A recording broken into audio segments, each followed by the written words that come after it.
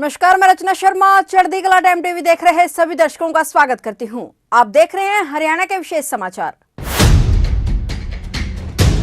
हरियाणा सरकार अंत्योदय के नियम पर काम कर रही है, जिसके तहत अंतिम पंक्ति में खड़े व्यक्ति को उसका हक दिलाया जा रहा है और उसे आगे लाया जा रहा है। सीएम मनोहर लाल ने कहा कि अंत्योदय की भावना से ही समाज का विकास हो सकता है। हरियाणा में नशे के विरुद्ध निर्णायक युद्ध में समाज के संत महात्माओं का हमें निरंतर साथ मिल रहा है। उन्होंने कहा कि निश्चित ही इन प्रयासों से नशे के खिलाफ हमारी लड़ाई और मजबूत होगी। सीएम ने कहा कि युवाओं में ऊंची उड़ान भरने का टारगेट रहता है, उन्हें हुनर और कौशल के माध्यम से प्रयास करना चाहिए। लक्ष्य हासिल न होने पर कठिनाइयां शुरू हो जाती हैं, जो धीरे धीरे तनाव में तब्दील हो जाती हैं। स्थिति में गलत व्यक्तियों की संगति और नशे का सेवन उन्हें आगे बढ़ने से रोकता है। सीएम ने कहा कि उन्होंने अपने जन्मदिन पर 5 मई को संतों का आशीर्वाद लेकर प्रदेश को नशा मुक्त बनाने का संकल्प लिया था, लेकिन नशे जैसी सामाजिक बुराई को सरकार केवल अपने स्तर पर खत्म नहीं कर सकती। इसके लिए समाज के सहयोग की आवश्यकता है। उन्होंने युवाओं का आह्वान करते हुए कहा कि नशे जैसी सामाजिक बुराई को जड़ से खत्म करने के लिए नशा तस्करों की कमर तोड़ने में युवा सहयोग दें। उन्होंने ये भी कहा कि आपके पास नशा तस्करों के खिलाफ कोई सूचना हो तो तत्काल नारकोटिक्स कंट्रोल ब्यूरो को सूचना दे। सरकार नशा तस्करों के जाल को तोड़ने में कतई देर नहीं करेगी। मुख्यमंत्री ने कहा कि नशा तस्करों का जाल तोड़ते हुए हमारी सरकार ने अभी तक सैकड़ों टन नशे की खेप पकड़कर उसे नष्ट किया है। नशा तस्करों की सप्लाई चेन को तोड़ने के लिए सरकार लगातार काम कर रही है। सीएम ने कहा कि ये नशा तस्कर न केवल पैसे के लालच में युवाओं को बर्बाद कर रहे हैं, बल्कि आतंकवाद जैसी देश विरोधी गतिविधियों को भी बढ़ावा देने में लिप्त रहते हैं। इसलिए इनकी कमर तोड़ना बेहद आवश्यक है। इसके लिए समाज के सहयोग की आवश्यकता है। उन्होंने कहा कि किसी भी कारण से दिशा भटक कर नशे की लत का शिकार हुए युवाओं को नशे के दलदल से बचने के लिए उनके साथ खड़े होकर सही दिशा दिखाने की आवश्यकता है। दिशा से भटक चुके नौजवानों के साथ खड़े होकर समाज भटक चुके नौजवानों को सही रास्ता दिखाए। यदि कोई युवा नशे का आदी हो गया है तो उसे पुनर्वास केंद्रों के माध्यम से समाज का हर वर्ग सभी ऐसे युवाओं का सहयोग कर नशे की लत से बाहर लाए। इस मौके पर करनाल लोकसभा क्षेत्र के सांसद संजय भाटिया, राज्यसभा सांसद कृष्णलाल पवार, भाजपा जिलाध्यक्ष डॉक्टर अर्चना गुप्ता और अन्य अधिकारी भी उपस्थित रहे। हमको अपने समाज को ठीक करना है तो अपनी इस आदत को भी ठीक करना। अब इसके कई चरणबद्ध काम हैं जो करने के हैं, जिसमें कुछ सरकारें करेंगी, लेकिन कुछ ऐसे जो सरकारों का काम नहीं हो, सामाजिक संस्थाओं का काम है, हमारे संतों का, महापुरुषों का काम है। अगर मैं इसको 3 चरणों में बांटता हूं तो इसमें सबसे पहला काम है, जिसको आज हम सब आप लोग मिलकर के कर रहे हैं, वो है जन जागरण करना। कि अगर नशे में एक व्यक्ति, एक युवा फंस गया तो स्वयं तो उसका शरीर भी खराब होगा, मस्तिष्क, बुद्धि, मानस सब खराब होगा, लेकिन साथ ही परिवार वो भी बहुत उसका उजड़ जाता है। एक प्रकार से परिवार की अपेक्षा होती है युवाओं से, बड़ा होगा, हमारे परिवार को संभालेगा, लेकिन परिवार भी उजड़ जाता है। न केवल परिवार बल्कि जो हमारा समाज है, जिसके अंदर हम रहते हैं, विचरण करते हैं, उस समाज पर भी प्रभाव पड़ता है। अगर खुशबू फैलती है तो पूरे समाज में, पूरे वातावरण में फैलती है, और अगर दुर्गंध फैलती है, दुर्गंध भी पूरे वातावरण में फैलती है, एक जगह सीमित नहीं रह सकती है। तो हम जो युवा हैं, हमारे युवाओं के जो इस प्रकार का काम अच्छा करेंगे, अच्छाई फैलेगी, बुरा करेंगे, बुराई फैलेगी। युवा, इसका अगर शब्द संधि छेद करते हैं युवा, और अगर इसका उलट कर दें, वा को पहले ले आए, यू को बाद में ले जाए, तो क्या बनता है? युवा वायु की तरह है। जैसे वायु का एक रोल होता है, वो सब तरफ फैल जाती है, सब तरफ अपनी तरंगे, अपनी खुशबू है तो खुशबू फैलाएगी, बदबू है तो बदबू फैलाएगी, उसका असर जाता है। हमें अपना रोल करना है कि हम अच्छे रोल में समाज के अंदर कैसे अपने आप को आगे बढ़ाएं। ये जन जागरण बहुत जरूरी है और सबके लिए जरूरी है।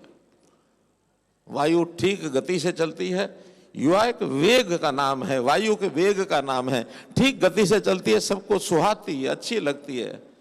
लेकिन अगर हमने उछल कूद मचानी शुरू कर दी बिना लक्ष्य के, तो वही वायु आंधी बन जाती है और आंधी कई बार सब चीजों को उखाड़ फेंकती है। हमको अपनी एनर्जी का उपयोग अपने जीवन में कुछ अच्छा बनने के लिए करना है। तो इस नाते से पहला चरण है जन जागरण, दूसरा चरण, तीसरा चरण, इसकी भी आवश्यकता है। संस्थाएं भी करती हैं, सरकार भी करती है। दूसरा चरण है कि अगर कोई आदतन इस कुचक्र में फंस जाए तो उसको डी एडिक्शन सेंटर्स उन पर ले जाना होगा। एक सिस्टमेटिक ढंग से उसकी ये आदत को ठीक करने के लिए, उसके लिए डॉक्टर्स भी काम करते हैं, उसके लिए बाकी भी विधियां हैं वो उसमें काम आती हैं। उससे कैसे छुड़वाना इस नशे की आदत को, और छूटने के बाद उस व्यक्ति को पुनर्स्थापित करना। तो व्यक्ति के जीवन में जो कुछ खराब हो चुका उसको, उसके प्रति सहानुभूति रख के, उसके प्रति एक प्रेम और प्यार की भावना लेकर के उसको समाज की मुख्य धारा में फिर से लाना। कोई बात नहीं, गलती हो गई, उस व्यक्ति से घृणा नहीं करनी है। अगर हमने ऐसे व्यक्ति से घृणा करनी शुरू कर दी तो वो व्यक्ति का आजीवन भविष्य समाप्त हो जाता है। और ये सब करते हुए जो एक काम शायद वो संस्थाएं नहीं कर पाती, वो सरकार को ही करना होता है कि जो चीजें सप्लाई होती हैं जिससे नशा लोग करते हैं, वो औषधियां भी हैं, वो इस प्रकार के मादक पदार्थ भी हैं जिनको सप्लाई करने में बड़े बड़े ऐसे लोग, जिनको ऐसी अवांछित गतिविधियां करने वाले लोग, अपराधी, वो करते हैं। और उसमें भी बड़ी मात्रा में लोग सामान को इधर से उधर जो स्मगल करते हैं मादक पदार्थों को, उसके पीछे एक बहुत बड़ा उनका एक व्यवसायिक मानस होता है, पैसे का, क्योंकि इन चीजों में पैसे का बहुत बड़ा रोल है। लेकिन ये सब लोग जो पैसा कमाते हैं, देश विरोधी गतिविधियां, आतंकवादी गतिविधियों में भी वो लोग लगे हुए हैं। दुनिया का बहुत बड़ा एक स्कैंडल करने वाले लोग, एक बड़े गैंग हैं, बड़े बड़े जिन लोगों को पकड़ना, इस सप्लाई चेन को तोड़ना, इसमें सब प्रशासनिक अधिकारी, सरकारें, केंद्र सरकार, हरियाणा सरकार, सब लगे हैं। हमने सैकड़ों टन ऐसा जो अवांछित पदार्थ, मादक पदार्थ ये पकड़े हैं, उसको नष्ट किया है, उसको जलाया है। लगातार अभी भी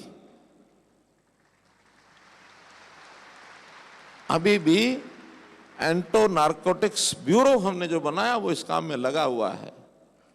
और आसपास के सब प्रदेशों को मिलाकर एक एंटी ड्रग सेक्रेटरिएट ये हमने बनाया है। पंचकुला में 8 प्रदेशों का वो सेक्रेटरिएट है, ताकि इन चीजों की जानकारियां, डाटा आदान प्रदान करना ये भी बहुत जरूरी होता है। तो युवा साथियों, भाइयों बहनों, समस्या बहुत गंभीर है। इसको ठीक करने के लिए सबको आगे आना होगा, जन जागरण भी करना होगा। जो गलत आदमी फंस गए हैं आदत में, उसको डी एडिक्शन सेंटर पर ले जाकर के आदत छुड़ानी होगी, उसको पुनर्स्थापित करना होगा। और सरकारों को जानकारी यदि आप दे सकें कि जो सप्लाई चेन है वो कहाँ से शुरू होता, कौन देता, कौन खरीदता, कौन बेचता, इनकी जानकारियां देंगे तो उनकी कमर भी हम तोड़ेंगे। ये हमारा दायित्व है, हम करेंगे इसको। और साथियों, मैं एक और बात आपसे करना चाहूंगा, शेयर करूंगा कि जैसे मैंने बताया कि युवा के मन में कुछ करने की एक तमन्ना होती है। उस तमन्ना के लिए सोच में थोड़ा परिवर्तन जरूर आपको लाना होगा।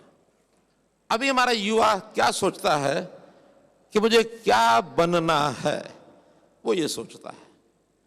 और जो बनने का लक्ष्य तय करता है वो अपना व्यक्तिगत दायरे में रह करके उसकी एक सोच बनती है, मुझे कुछ ऐसा बनना है। वो किसी भी लक्ष्य को रख लेता है, कोई आपत्ति नहीं है। लेकिन वो उससे भी सुंदर तरीका मैं आपको बताता हूं कि यदि थोड़ा परिवर्तन कर लेंगे कि जीवन में क्या बनना है एक टारगेट हो सकता है, लेकिन परिवर्तन इतना करिए कि जीवन में क्या करना है। क्या बनना है और क्या करना है, इसमें अंतर समझ लीजिए।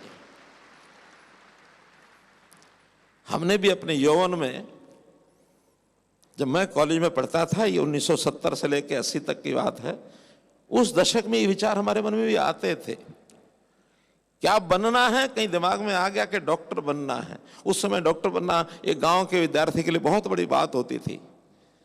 कुछ दिनों के बाद ही किसी भी संत महापुरुष के माध्यम से जब हमने ये सारी बातें सुनी कि बेटा क्या बनना है, इसकी बजाय अगर हम ये सोच लें क्या करना है, तब ध्यान में आया कि कुछ अच्छा करना है।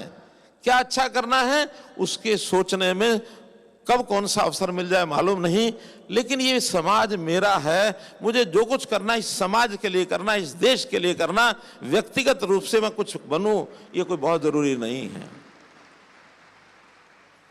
और समाज के लिए यदि करना है तो करता तभी किसी के लिए कोई है जिसको वो अपना लेता है।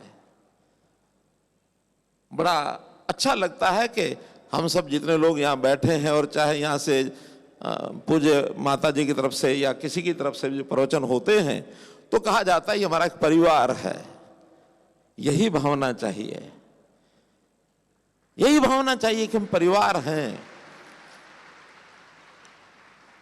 अयम निजा प्रोवेति, अयम निजा प्रोवेति गणना लघु चेतसाम। ये मेरा है, ये तेरा है, ये गणना बहुत छोटे विचार के लोग करते हैं। उदार चरिता नाम तो वसुधैव कुटुंबकम। उदार चरित के व्यक्ति जो होते हैं वो हमेशा कहते हैं कि पूरी वसुधा, पूरा विश्व, पूरा संसार ये मेरा परिवार है। और जब इस परिवार को मान के चलते हैं तो हमेशा परिवार में जो सदस्य होते हैं वो अलग अलग लेवल के होते हैं।